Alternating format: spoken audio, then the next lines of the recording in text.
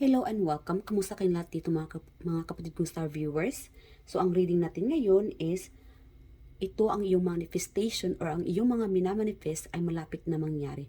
Alamin natin kung alin sa minamanifest mo mga kapatid ang magaganap at kailan ito. Alright? So we have here 4, number 4, 4 months from now, 4 days. Okay, I'm hearing hours. Maybe 24, maybe 1 year from now. I don't know, 2 years. Ang pinakamatagal dito is 2 years, yung iba dito. 2 years, kasi I'm hearing like 24 months. 4 months, 2 months, or on the second of the month. Okay, 3, wow. 2, 3, 4. Guys, ano to, parang magbilang ka na. No? Magbilang ka na ng araw. Yung iba dito, araw na lang mangyari na. 2 days from now, 3 days from now, 4 days from now. Or counting down, 4 days from now. So magbilang ka na mga kapatid, malapit na. Yung iba dito, weeks, days, months, or 2 years. Yung iba dito. Alright? So, yan yung length na matatanggap itong manifestation ay mangyayari na ito. Alright? So, alamin natin tungkol sa itong manifestation na magaganap sa inyo. Spirit guide angels, kapatid. Spirit guide angels. Sorry guys ha. Pakilakasan na lang ng volume mga kapatid dahil hindi ko po gamit ang aking mahiwagang microphone. Tungkol saan itong manifestation na mangyayari na malapit na, Spirit guide angels? Tungkol saan ito? Ito manifestation sa ating mga collective. Okay, 10 of Swords. It could be an ending. An ending of yung paghihirap mo.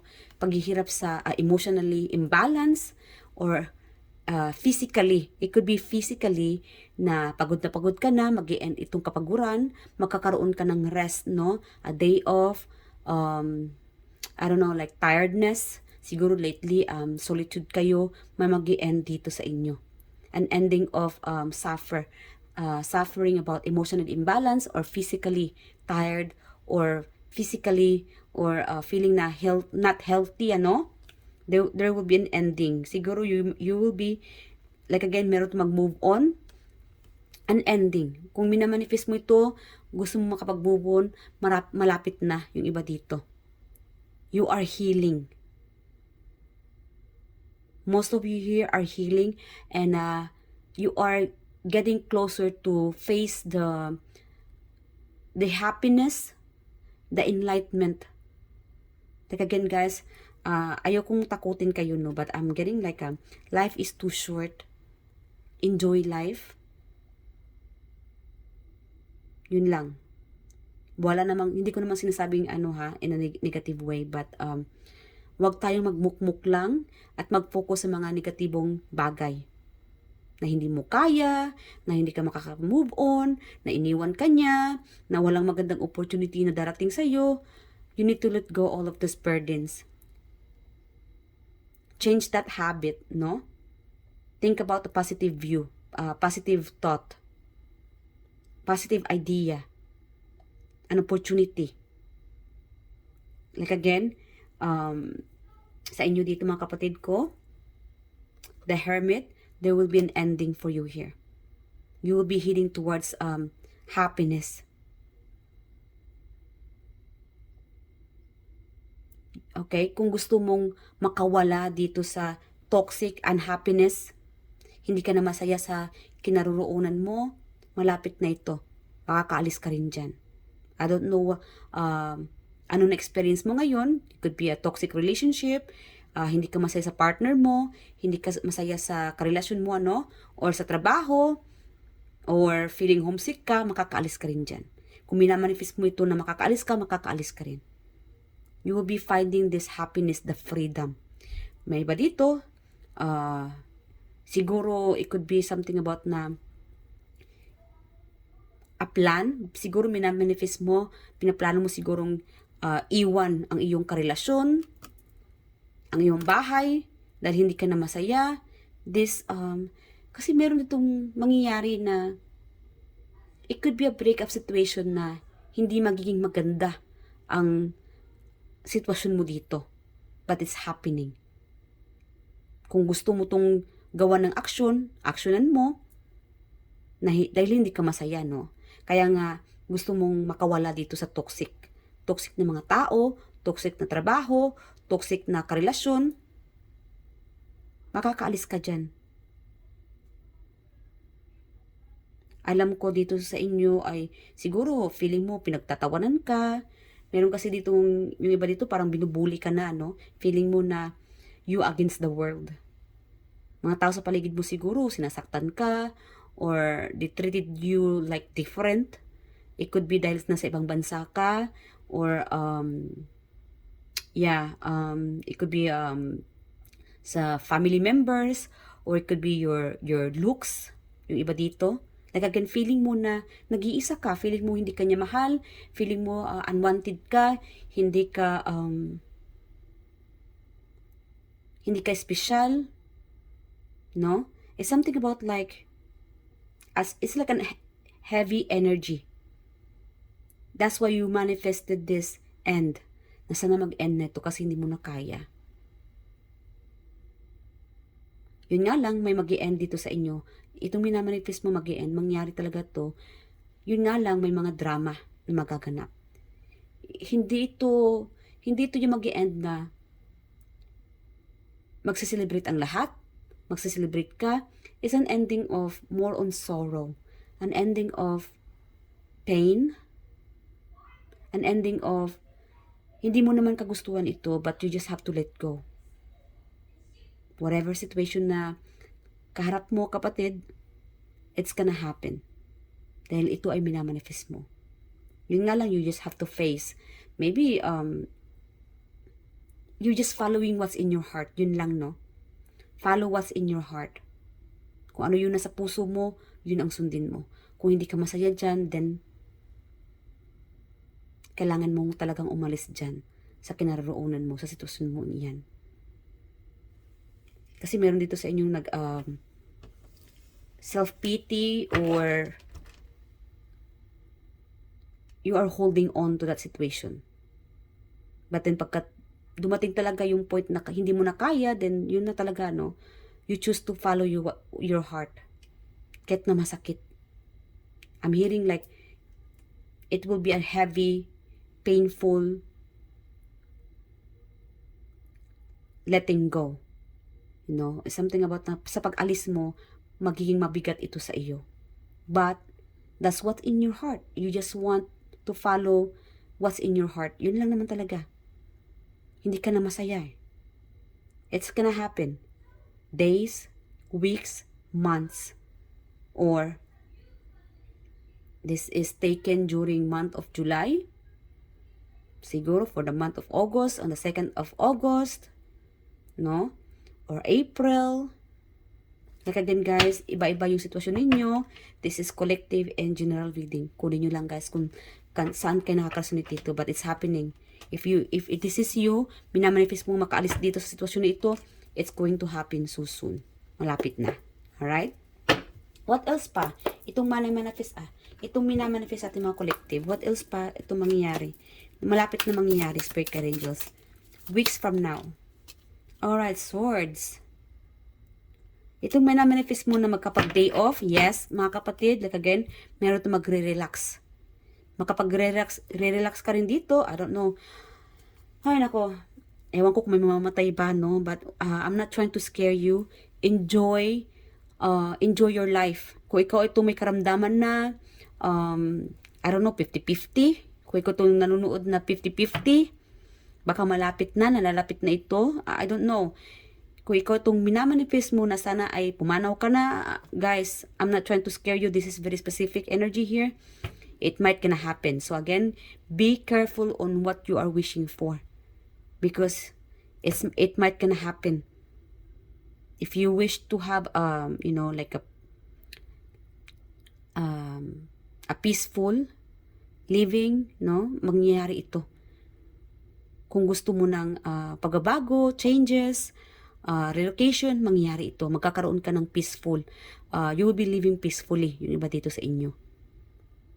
Yeah, kasi karamihan sa inyo dito, you are not happy on this situation. Kaya minamanifest mo na makapag-move on, makarelocate, cutting off relationship, or maglayas. I don't know what it's this, but ikaw lang nakakaalam. Or siguro minamanifest mo na sana ay kunin ka na ni Lord in a peaceful way, no? Like again, be careful on what you wish for. Like again, guys, kung ikaw itong nasa sitwasyon na 50-50, may dinaramdam, hindi magandang pakiramdam, physically, no, may mga sakit ka ng, I don't know, turok dito, turok dyan, something like that, comment ka nga dito kung ikaw ito, I'm so sorry kung ito ay ang iyong sitwasyon, ano, but like again, stay strong and continue on praying, and enjoy your life. Ganun lang talaga, no? Walang nagtatagal sa mundong ito. Lahat ay umaalis din, ano? Like again, guys, huwag tayong magalit at huwag tayong magiging bitter sa reading nito. Mix po ito, mga kapatid. Alright, so ano pa? Ano itong minamanifest ng ating mga collective na malapit na mangyayari? Okay. Ano pa? Page of Cups, about relationship. Like again, guys, kung minamanifest mo na sana ay may darating pang taong mamahalit ka, susuyuin ka, or ipaparamdam sa'yo na mahal ka, someone out there. Okay? Someone out there is going to offer you love. An offer with love, not just an offer of, ang tawag ito? Temporary lang. You could be facing, or you will be meeting a new person. It could be an Asian person, or I'm getting like dancer, YouTuber, or something about like sikat. May pagkasikat itong taong ito. Dancer, or fashionista ang taong ito. Colorful, sweet, guwapo, maganda. Yeah, this person is very emotional, no? Mag-click kayo ng tao ito. Yes, may darating, may bago kang makilala. Sino itong bago mo makilala? Alamin natin itong bago mo makilala. Let's get a sign. Sino itong bago mo makilala na malapit mo muna itong makilala?